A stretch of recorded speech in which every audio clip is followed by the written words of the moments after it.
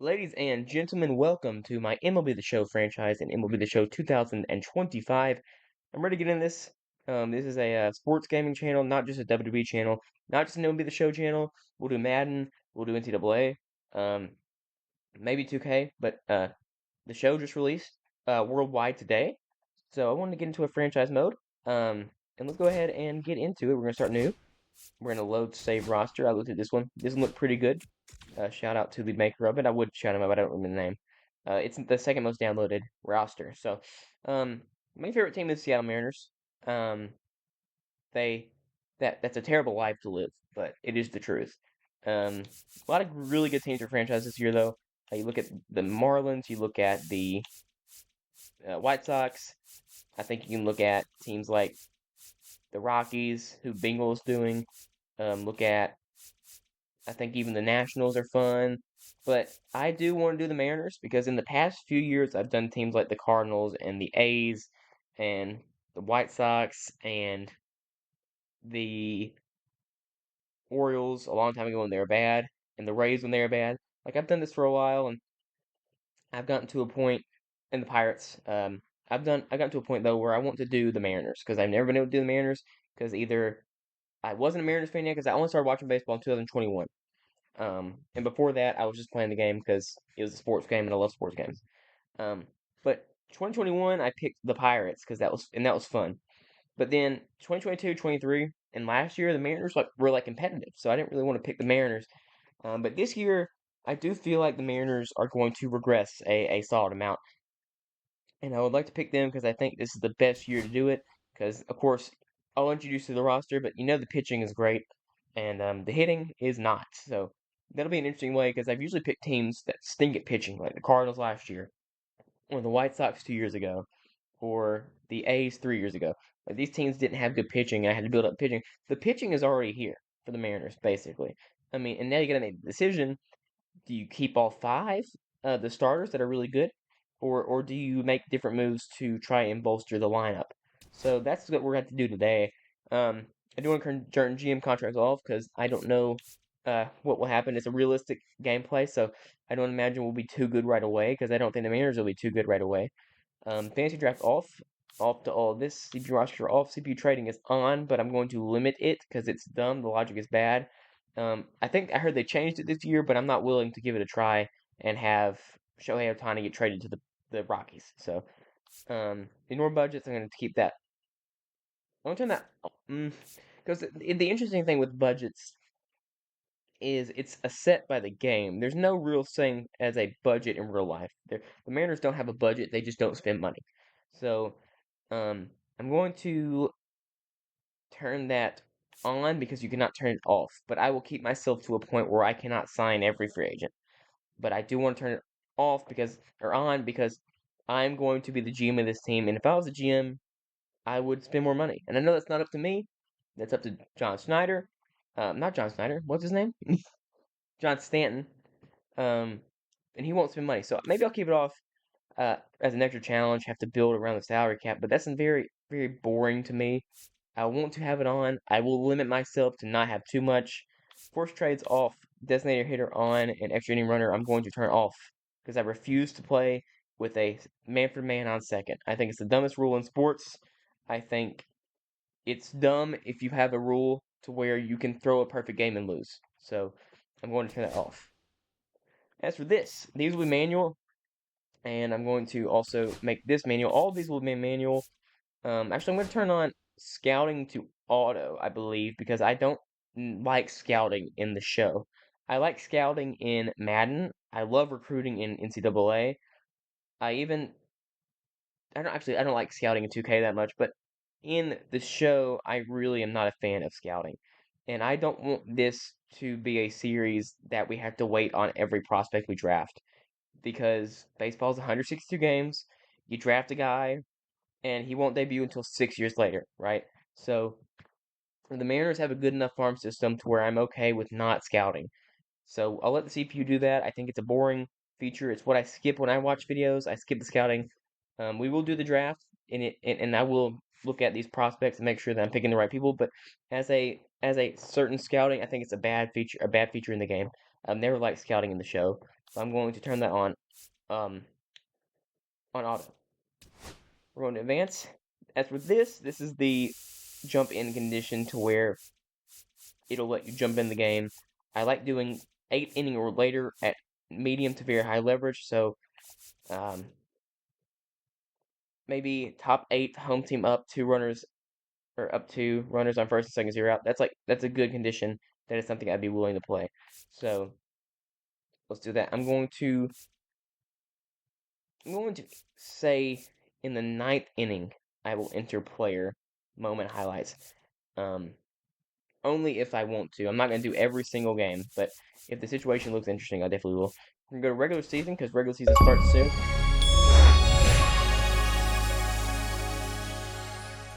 Hold on. That was very loud. I will have that sorted by the next episode. My goodness. Sorry.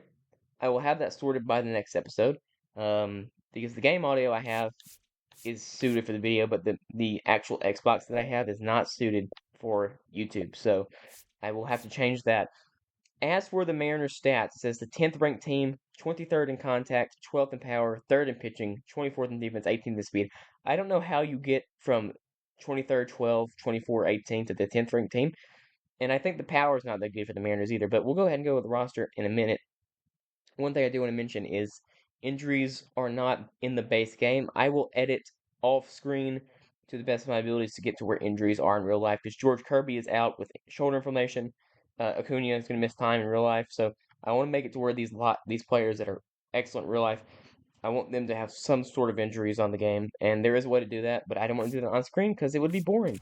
But let's go ahead and get into the roster. This is just a episode 1 roster review, projection, and things like that. This is more of an episode 0, but for now, I do want to go into the roster and go ahead and look at it. Julio Rodriguez, #1 player on the team. Now, Julio, a guy who has gotten worse every single year of his career.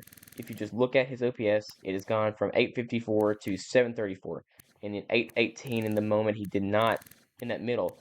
His WAR went down, and so his defense was not as good last year either. His ISO was just really bad because he didn't hit for power. You look at his homers was 20, that was down 12. His doubles were down 20. He had no triples. So Julio still hit 273, but he also struck out so much he did not walk. He had a really bad year last year. There's no other way to put it. Julio Rodriguez had a bad season. So, as a guy that needs to be your star player, he's a guy that starts off the seasons very slow, and then when it gets warm, he starts to hit. And then once it cools up again, around September, October, is where he goes back down. So, in real life, Julio has a moment from about July to early September to where he's like the best hitter on the planet. I mean, you saw 2 years ago, I believe he had 13 hits in 3 games or 13 hits in 2 games, something ridiculous. Not 2 games, obviously, but I think it was 13 hits in 3 games. He had an absurd run, and he does that every year. Last year he had a run where he was just unbelievable, but he does it when it's hot outside. And playing in Seattle, it's not always hot outside, so we need to figure out the consistency with Julio Rodriguez, and in real life, he needs to figure out the consistency. If he can figure that out, it's obvious he's one of the best fielders in baseball. He was robbed of a Gold Glove. I said it wasn't as good last year. I'm not saying he should not have won a Gold Glove. It was still a great glove. And then you look at his base running. He got caught stealing 5 times last year, but that's actually down from 10. His base running is very good. His speed is there. It's just the discipline. It's he's unbalanced when he swings is a problem. But they've been trying to correct that with Dan Wilson, the manager. They've been trying to correct that. He does trip a lot when he swings the bat, and that's not good. So he is someone we want to build around. He is someone that the Mariners want to build around in real life. But is he going to be consistent enough? Because it just seems to me like he's not been as good as what you once thought he'd be. Granted, I still have high hopes for Julio. I think he'll have a great 2025 with a new hitting coach, but we'll have to see. If he doesn't, you gotta have questions because this contract's really big.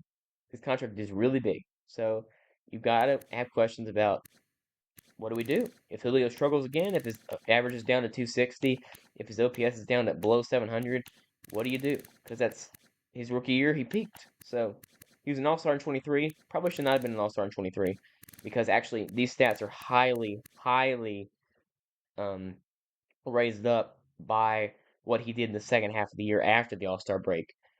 But yeah, we definitely got to look at Julio as someone to watch out for. I'm not saying that he should not be the number one player on this team. I think he probably is the best player on paper on this team. I'll get to the guy who I think is the best player on the team in a minute, but there's Julio. George Kirby, like I said, will start the season injured. He doesn't walk batters. He does not. He is allergic to walks. 64 walks in his career. He has started 89 games. That is an absurd rate that has never been seen, basically, since probably Greg Maddux. He has the control, he has the velo. The problem with George Kirby is when you're throwing in the zone so much, it's going to get hit sometimes. And last year, he got hit a lot more than he did 2 years ago. Granted, his whip is even, almost the exact same, and you look at his walks per nine was still really good. His FIP was the exact same. So you have to look at the fact that George throws a lot of stuff in the zone. It's going to be a lot of variance, and a lot of this team is variance. There's a lot of variance on the Mariners team. Um, when George is good, he's been one of the top 10 best pitchers in baseball. He can throw a lot of innings. He will sometimes throw temper tantrums, but when he's on, he is on. He doesn't walk batters. It's going to be fun to deal with for the opposing batters, and he's got to be a free agent, not free agent, but he'll arbitration soon. So we got to look into signing him long term because he is someone that you want to keep. Of course, his shoulder information, you're going to have to look at that and see what happens. In real life, he added the cutter, but obviously there's no 6 pitches in the show, so I will not be adding his cutter. And he also has a knuckleball now. So, George Kirby, they don't tend to hit when he's on the mound. You can see by his record 11-14, and then 10-13 for a FIP that is 3.09, which is crazy. But George Kirby, in my opinion, maybe not the best pitcher on the team, but my favorite pitcher on the team. The best pitcher on the team, in my opinion, is this guy, Logan Gilbert. He has gotten better every year of his career. 2022 was his first full year. He was brilliant. 2 years ago, 2023, his ERA was high, but his FIP was still good. I guess 2022 was better than 2023 just based off that, but in my mind, he was better in 23 because he just tended to overpower batters more. He struck out more batters. He walked less batters. He did let up a lot of home runs in 23, but not unmanageable amount. But you look at Logan Gilbert, he's also someone that the team doesn't hit when he's on the mound. 9-12 with an ERA at 3.23 and a FIP at 3.10. Like I said, the pitching's not the problem with this team. It's the offense. The offense is bad.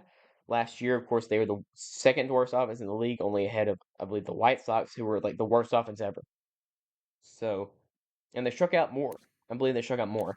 But Logan Gilbert, George Kirby, and we'll get to Luis Castillo in a minute, and we'll get to Bryce Miller, and we'll get to Brian Wu. But it's, in my opinion, the second best rotation in baseball behind the Dodgers. So, Logan Gilbert's really good. He is also someone that we have to sign, and he will be the highest priority. He is the opening day starter in real life for the Mariners. He has the ace potential. He has, I would say, a higher ceiling than George Kirby.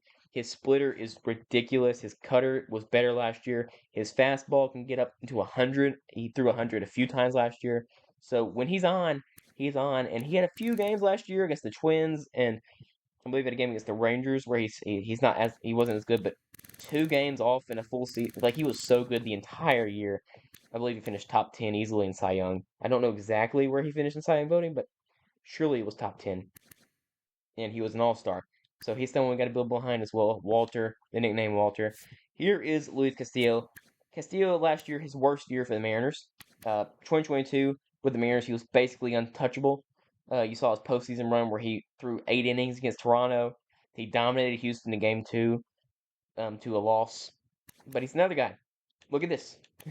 12-11 last year when he started to a 3.64 ERA. I would surely think his FIP is higher, as I would think, but that's still a good FIP. That's in a good spot. Luis Castillo last year, he didn't throw as many innings. He tended to get out about the 5th inning. The thing with Castillo is he will throw a lot of pitches in a very short amount of time because his fastball is not as good as it used to be. It used to get up to the hundreds, like 99, 100, but it's about to 96 now, and batters tend to foul off a lot of Luis Castillo pitches. So that's something we got to look at. He threw a lot more pitches last year and less innings pitched. So that is interesting.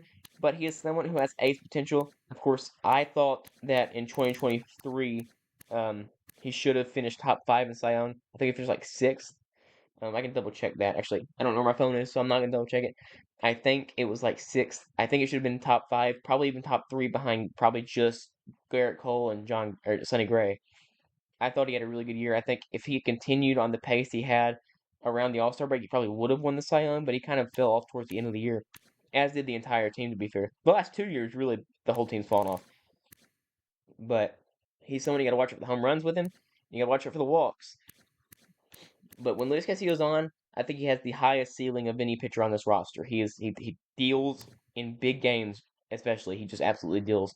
So Luis Castillo as a 2 starter is unbelievable because on a lot of teams he'd be the ace.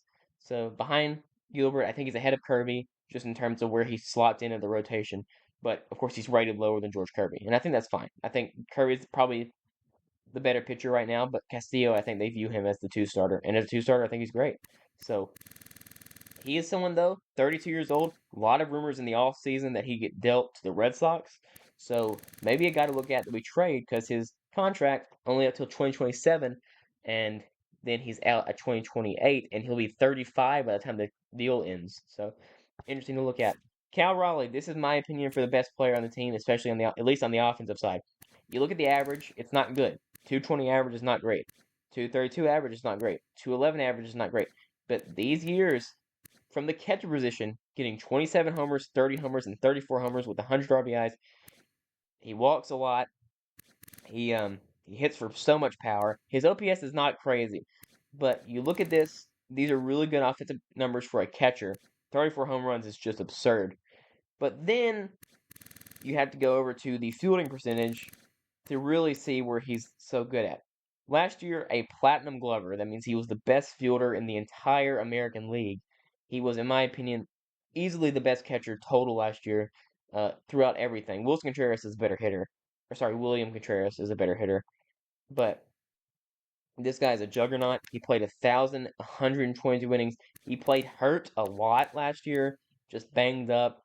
This guy was unbelievable last year and he is my favorite player on the team on the offensive side. George Kirby is my favorite player on the team, period. But on the offensive side, Cal Raleigh, he's unbelievable. He's really good. The stats don't look outstanding when you look at the slash line, but then you look at the homers, you look at the RBIs, you look at the defense, you look at what he does in clutch situations. He's absolutely clutch. I'm sure that's in the game.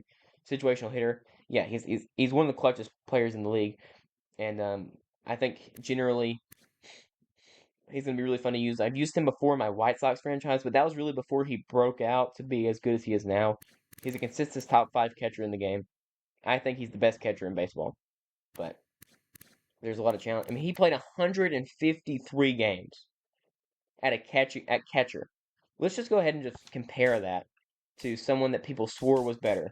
And this is no disrespect to Adley Rutschman. Adley Rutschman is a good player, but let's go ahead and look at Adley Rutschman really quick. Of course, he has to be here. He's higher rated. He played 148 games, and some of those were, I believe, at first. I believe he played a little first last year. I could be wrong, but he's probably the better slash line. But the defensive position, the ability he has to play every game, and the bat and the clutch bat, it means a lot to this team to have Cal Raleigh. He is someone that ASAP I will try to sign to an extension to the end of his career. I want him to be a Mariner forever.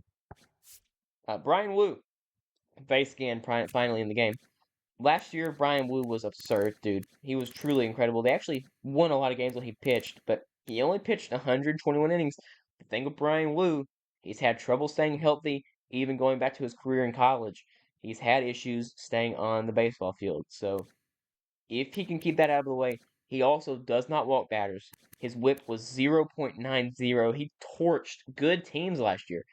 In his rookie year, like obviously this 4.21 doesn't look good. FIP is great. FIP's in a great spot. But he went into Yankee Stadium as a rookie and cooked them. So Brian Wu was a big game pitcher. I think he's really good at home, obviously, as it says here. And I think every single Mariners pitcher probably should have home body just because no one hits. no one ever hits in T-Mobile Park, especially the Mariners, but homebody, and then I believe he'll have homebody, yes. It's so hard to hit there, and that's why it's so good to have these five excellent pitchers. Ryan Wu was outstanding last year, and I think he'll have a great year. I know there's a lot of people's pick for Cy Young. I've seen a lot of that. If he can stay on the field, he will probably be in that conversation. Bryce Miller, I think he is the most expendable member of the roster, despite the fact he might have had the best year of any pitcher on this roster last year. He was unbelievable. The weird thing with Bryce Miller is he kind of lucked into a 2.94 ERA. I didn't feel like he played that good. His fielding independent pitching was 3.42, which is still good, but obviously it means he wasn't as good as the ERA says. I'm not a fan of watching Bryce Miller pitch because he scares the crap out of me when he pitches. He's also have homebody. He's such a weird pitcher to where he'll have a 5 game stretch where he deals, and then he'll have 2 games in a row where he's terrible. But he was able to somehow scrounge out 180.1 innings of 2.94 sub 1 whip. This is an incredible year for Bryce Miller, and I was almost very much doubting him last year, but he definitely proved me wrong. He was really good. In games they needed him to be really good, he really wasn't, but against bad teams, he really excelled. But he was really good last year. There's no denying. He also does not walk batters. He does not allow home runs. He was unbelievable last year. Truly, I was wrong about Bryce Miller. I do believe though he is the most expendable member of the rotation, maybe besides Castillo. Just in terms of, do you trade him to get a bat? Because you look at his pitch repertoire. None of those are breaking balls except for the sweeper and slider, which really are not that good, especially the sweeper kind of got eaten alive last year at times. But Bryce Miller, still a really good pitcher.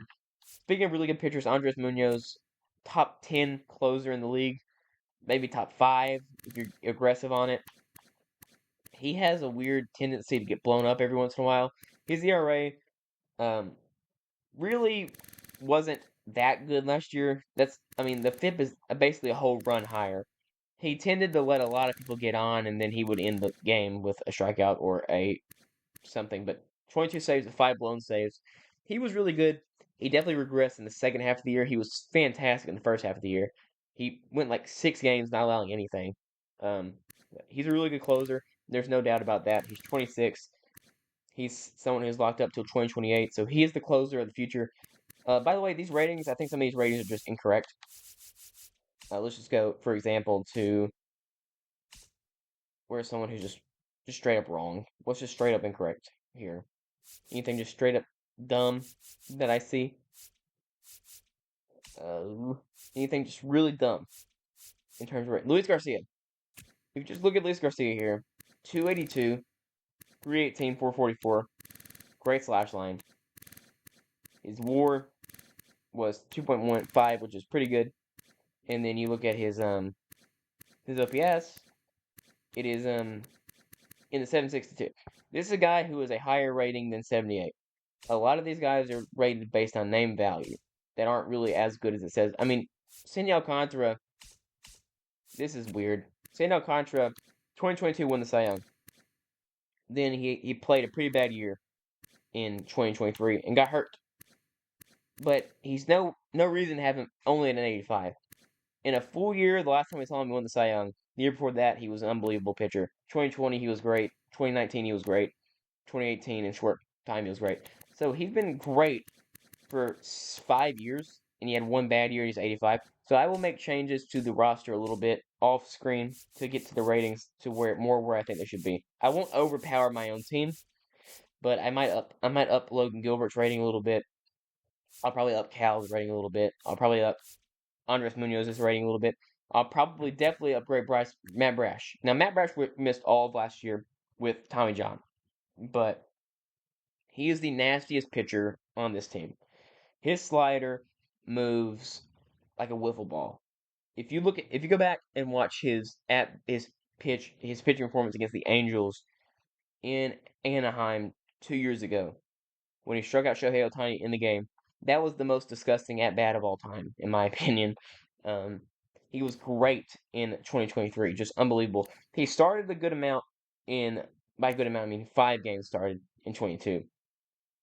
but he really excelled. This ERA is really high because of the starting. He did not do good starting.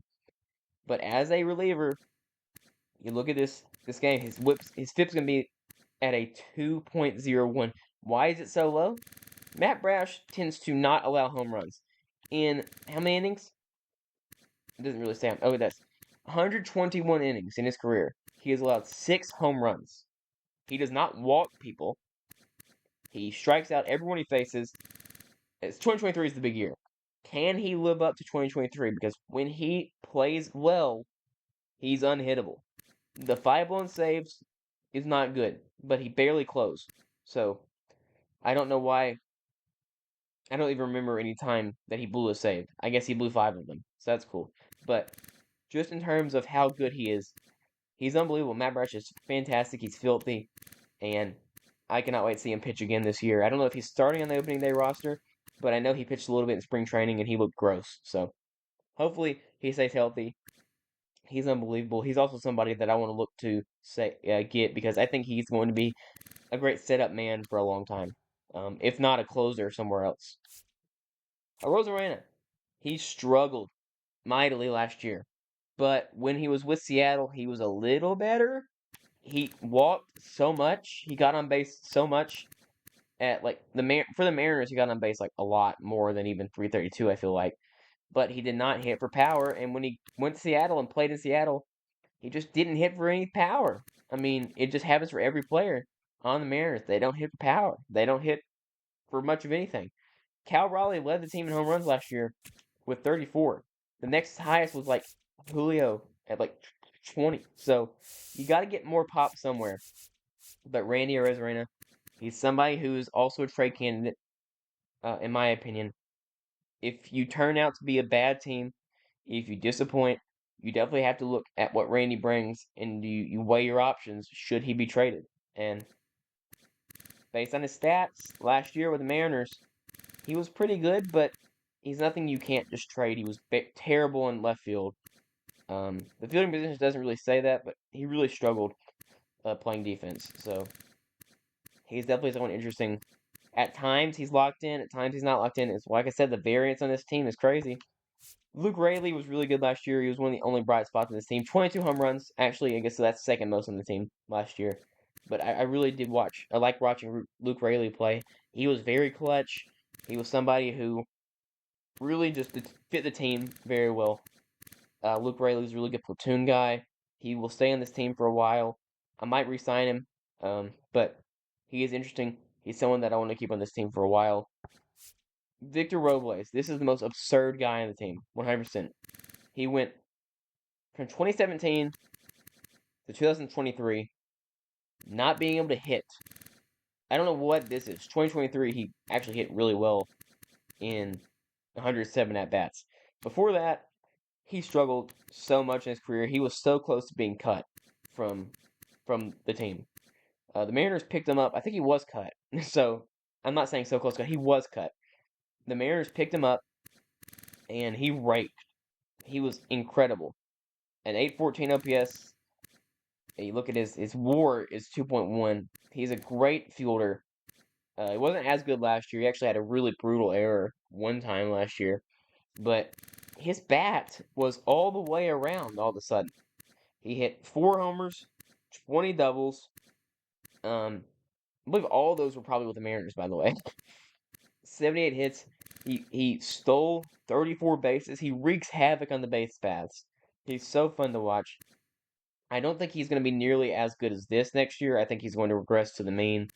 Maybe be about a 255 hitter like 2019 where he played 155 games. If they can get something half of this, to where 17 home runs, where you get a 255 average and an OPS at 745, I think they'd be pretty happy with that because there's no chance he's as good as he was in 2024. This is just not a possible year for him to replicate, I don't believe. But Victor Robles is really fun, really good player for the Mariners. Someone they look at as the future of the team in the outfield. They look at Rosarena, Robles, and Julio, and they say, "Man, this should be the outfield for a while." I hope it is. I hope I'm wrong, but I don't see a Rosarena or Robles playing very well this season. But I hope they do. I hope I'm wrong. Gregory Santos is very interesting. with the White Sox in 2023, he was filthy. He was unbelievable. His FIP was at a 2.40. Because he struck out everybody he faced. It truly 66 batters in 66 innings. That's a strikeout an inning. Um, he was truly unbelievable in 2023, and he barely pitched in 2022. This was really his rookie year, and he was absurd, right? He was really good. 66 innings, like I said. Last year, he comes to Seattle, where guys really succeed, really thrive. He struggled mightily in 8 games, dealt with so many injuries, was always injured, and when he pitched, he wasn't very good. He gave up a lot of hits, 7 hits in 7 innings. He gave up no home runs, but it just seemed like he just was letting too many people on base in a very short amount of time. And he wasn't inheriting great situations either. They were putting him in at very high leverage situations. His FIP was really good. So that is something you look at to hope that he gets better. Because his FIP in the 2 years he's played are both in a really good spot. He is somebody that you hope can succeed. Because if he does, a bullpen of Brash and Munoz and Gregory Santos, and we'll see other guys in that bullpen, should be really good. Spire's another guy. Last year struggled mightily, but you look at his FIP, it's at a 3.34. He was much better than the ERA. He had a few really bad outings that really inflated the ERA. I like Gabe Spire. I don't know how long he's going to be in the team for, but if he struggles, he's probably gone. But if he's as good as he was in 23, where he was really, really good, a 3.09 FIP, someone who pitched a lot of really important innings for the Seattle Mariners in 2023. So he's definitely someone to look out for as like a bounce back candidate. He pitched also for the Royals in the past to a 2.33 ERA in 17 games. J.P. Crawford injured a lot last year. 2023 was a career year for him. He was an all-star. He was not an all-star, but he did place in MVP voting. His OPS is 818, which is just ridiculous. He walks a lot. That's the thing with him. He'll walk a lot. He actually led the AL in walks in 2023. He is someone who regressed a lot last year, and I think everyone saw it coming. This was not a replicatable stat line for J.P. Crawford. He's never shown that ability to be this kind of hitter. But if they can get somebody like 2022, they'll be pretty happy. If his OPS can go up to about 700, 750, it was like really bad last year, 625. He did not play well, but he played injured a lot. He was injured a lot, so he struck out a lot more in a short amount of time. If you extrapolate that from 102 in 105 games to 145 games, he would have been well over his margin in strikeouts. He didn't walk nearly as much. I think that would also be probably lower. And he didn't hit for the same power. But he's not a power hitter. 19 is career high, so it's not like he's going to be a 40 home run guy. He's going to you're going to look at doubles, you're going to look at just singles. He plays really good defense. Last year, he was much better on defense than he was in 23 and 22. He won a Gold Glove in 21 or 20, one of the two. But he has high upside defensively. He is the leader of the team in just terms of his leadership ability. He's the leader of the team. He's clutch. Um, he's a good, fearless leader of the team. He needs to play better than this though, because you look at the contract, $10 million, and he's a free agent in 27. If he has a bad year in 25, he's done.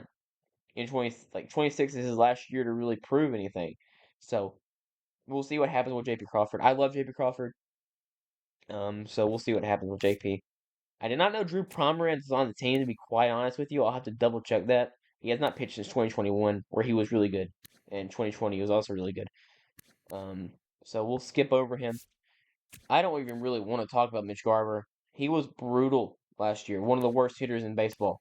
15 home runs looks good on paper, but when you look at 367 game at bats, 15 home runs for a guy who hit 31 in a year. Granted, juice ball year, but in Texas in 23, he only played 87 games. He hit 19 home runs.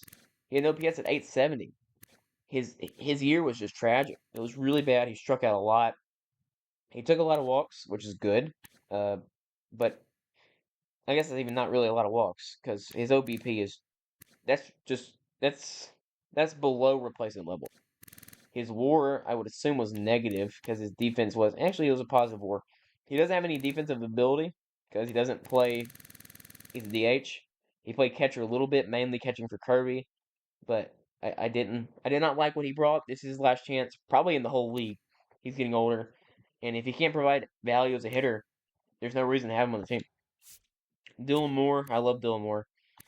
You look at 201 average and you don't really see anything, and you look at this OPS, but usually it's been at the 700 range, 851 in 2020, 854 in 2020. He's a guy who I like the offensive upside of 10 homers, 7 homers, 6 homers. But the thing with this guy is he plays everything. He plays first, second, third, short, left, right. He can play center. He can probably play pitcher if you're down 13 runs. So he's someone who I really like the upside of. He's no one who's going to blow the mind off of you, but 2.6 WAR is pretty good. So I like Dylan Moore. I'm a big Dylan Moore fan. The stats aren't crazy, but they're not going to be for a Mariner.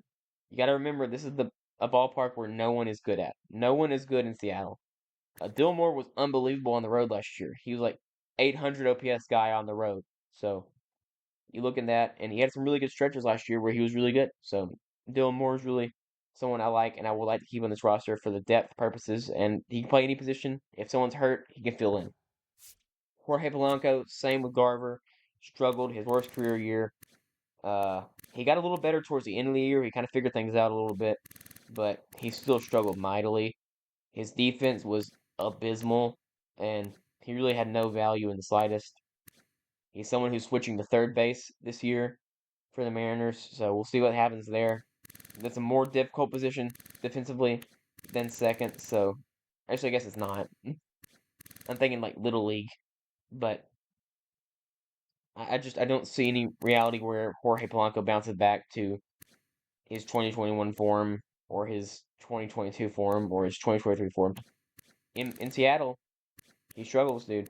It's every single hitter that goes there, but 16 home runs, 11 doubles for a guy who hit 33 home runs, 22 home runs, who's has 40 doubles, 35 doubles. Like, he just struggled mightily, and he was off a career worst year basically in 2023. So he's someone that needs to be better. They brought him in to be that guy. I thought it was a really good signing when it happened, but he struggled a lot. He was basically this year's Colton Wong. He was better than Colton Wong, but he still wasn't that good. Donovan Solano, I love Donovan Solano. I'm not lying. This guy hits, dude. Career 279 average. He does not hit for any power at all. He has 40 career home runs. He's played since 2012, so he will not hit for any power. His career high actually last year in home runs was 8, so maybe that power potential's coming along. Slugging 417, that's career high also. Actually, 455 in like a very small sample size. And then, holy cow. With the Giants in 2019, a 456 slug and a 463 slug. OPS is in the 800s. But he's a guy who will hit a lot of singles. He will barrel the baseball. They call him Donnie Barrels for a reason. He can play multiple positions. And he's someone you bring in to just hopefully slap the ball around. I like Donovan Solano.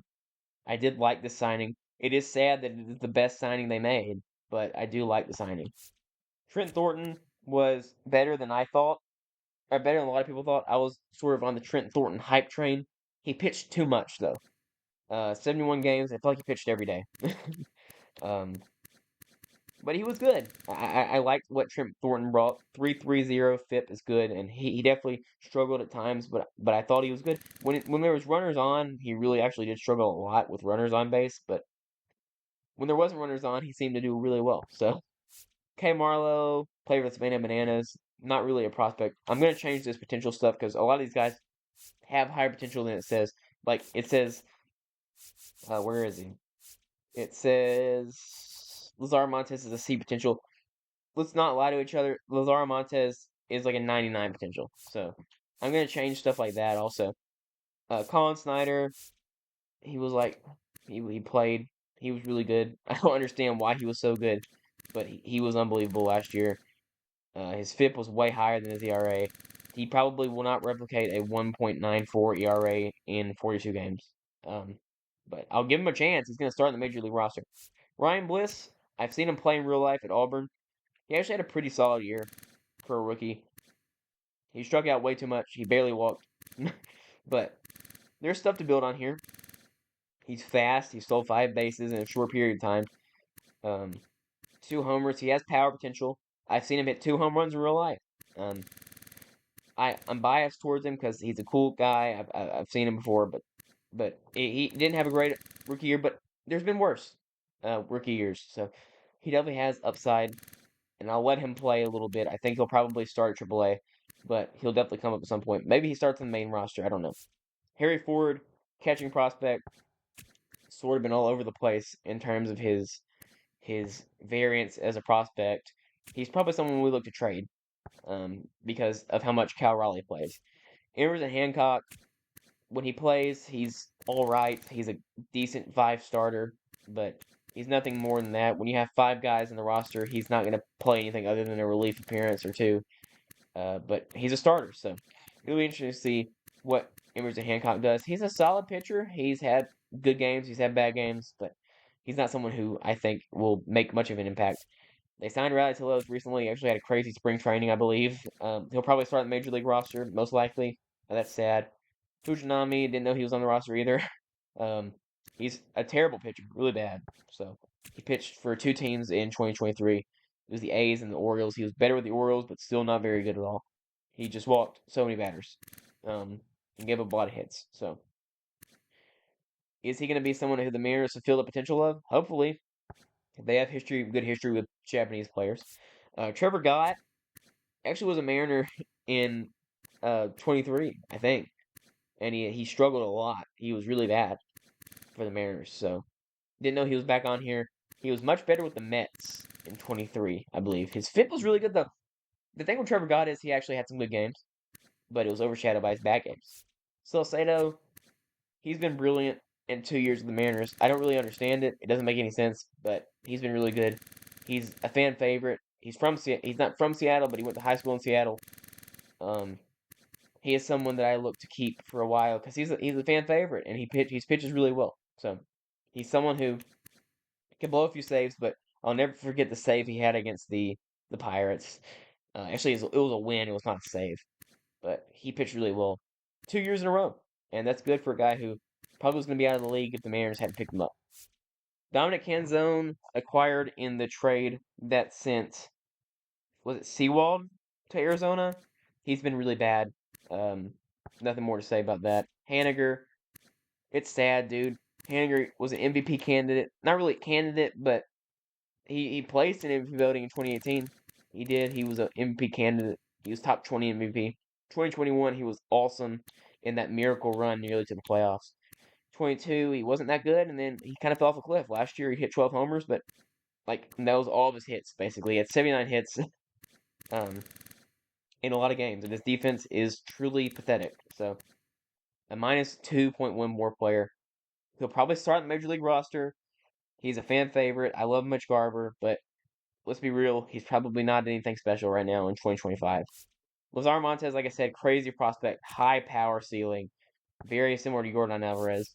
Cole Young, high prospect, good player, can play multiple positions. He's probably the future at second, maybe the future at short if J.P. Crawford doesn't work out. Um, Michael Arroyo, good prospect as well.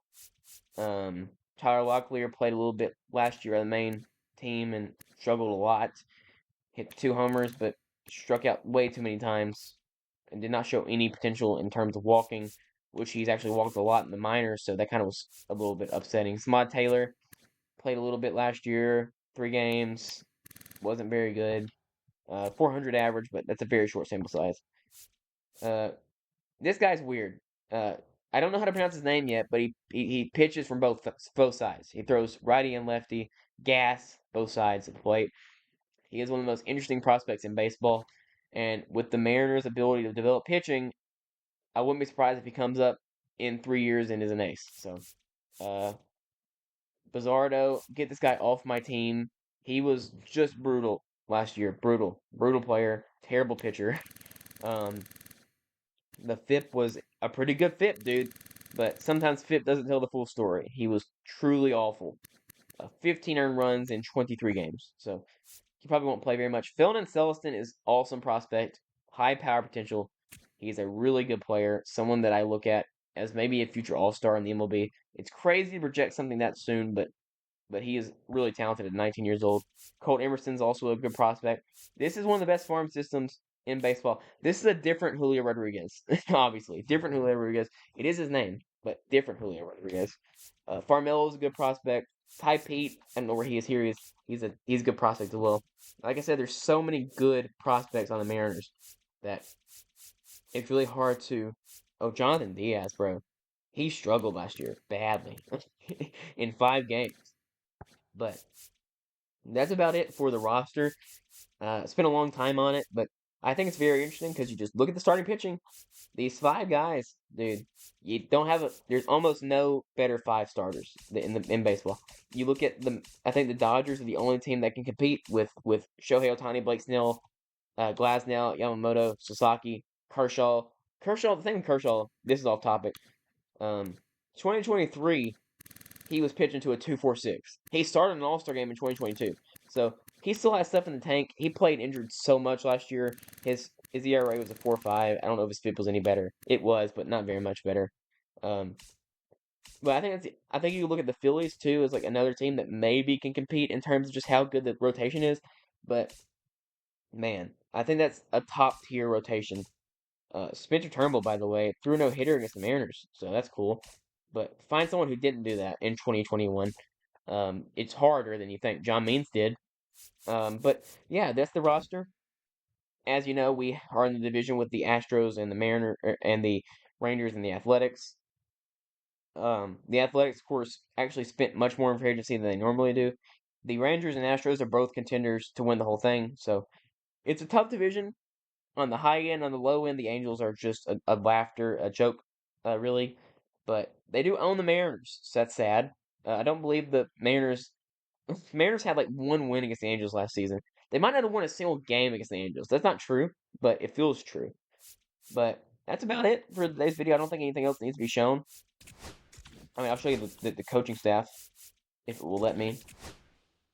Staff contract managers: Dan Wilson. Um, They fired Scott Service last year.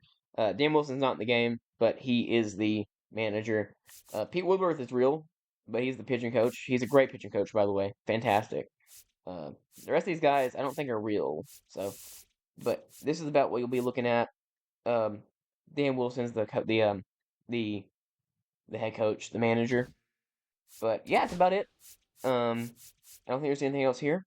I will make change. Let's go look at the top prospects just to see. In real life, the Mariners have like 9 prospects. Jesus Made is number 1. Jesus Made. He's great, dude. Sebastian Walcott's fantastic. Roman Anthony's great. Roki Sasaki, I think he's the number 1 prospect in baseball right now in pipeline. He's not really a prospect, though, because I don't think he'll ever play a game in the minors. So, kind of ignore that. But in terms of this, I got to make changes because the Mariners have no one on except for Cole Young. The potential of the guys, here's Colt Emerson, Sinigiti. I'm going to figure out how to pronounce the name. I got to figure it out. The cool thing is, I think there wasn't 100 prospects last year. I think it was only 50. So Montez is much higher than this. So I'm going to make changes to the prospects. I make changes to the ratings. When we do opening day, hopefully the ratings will be correct. But thank you all for watching, and I will see